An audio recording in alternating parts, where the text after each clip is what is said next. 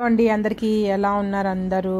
ఈరోజు నేనైతే డార్విన్లో ఇండియన్ స్టోర్కి వచ్చానండి. ఇది వచ్చేసి మెయిన్ సిటీలోనే ఉంటుంది. మేమున్న ప్లేస్ నుంచి 200 మీటర్స్ అంతే వాకబుల్ డిస్టెన్స్లోనే ఉంది. మనకు కావాల్సిన వస్తువులన్నీ దొరుకుతాయి ఇక్కడ. కానీ కాస్ట్ అయితే మెల్బోర్న్తో కంపేర్ చేస్తే నాకైతే $1 or $2 ప్రతి వస్తువు పైన ఎక్కువే అనిపించింది నాకు. బట్ ఇక్కడే ఉండే వాళ్ళకైతే ఇంకా తప్పదు కాబట్టి ఇక్కడే కొనుక్కోవాలి కాబట్టి ఓకే, అట్లీస్ట్ మన గ్రాసరీస్ దొరుకుతున్నాయి హ్యాపీగా అని కొనుక్కోవచ్చు. ఇంకా గ్రాసరీస్ ఇంకా కోల్డ్ షాప్లో కూడా దొరుకుతాయండి. కోల్డ్ షాప్లో పచ్చిమిర్చి కానీ బెండి అవన్నీ ఫ్రోజన్ వస్తువులు ఇక్కడ ఉన్నాయి. అక్కడ కోల్స్లో కూడా దొరుకుతాయి. కంపేర్ టు ఇక్కడ కోల్స్ తక్కువ అని నాకు అనిపించింది. అండ్ కోల్స్లో ఇంకా మనకి పప్పులు కావాలన్నా ఇంకా అలాంటివన్నీ దొరుకుతాయి కోల్స్లో.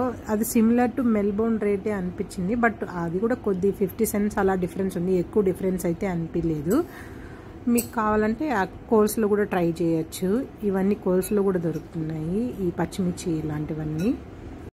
అయితే అన్నీ దొరకవండి కోల్స్లో. కొన్ని మెయిన్ థింగ్స్ అన్నీ దొరుకుతాయి కోల్స్లో. ఇక్కడ అన్నీ మ్యాక్సిమం ఉంటున్నాయి వస్తువులు.